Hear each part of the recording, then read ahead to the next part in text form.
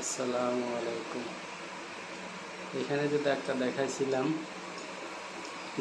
Remove করার আগে ইনশাল্লাহ সে দাগটা চলে গেছে। দেখেন, এটা রিমুভ করা হয়েছে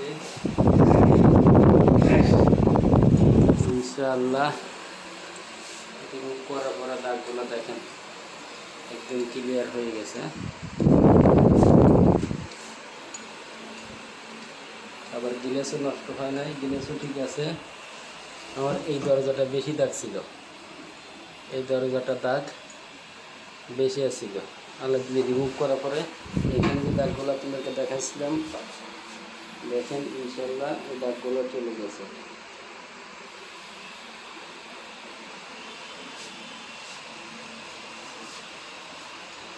রিমুভ করার পরে গ্লেসও নষ্ট হয় নাই, আগের আগের থেকে গ্লেস বেড়ে গেছে।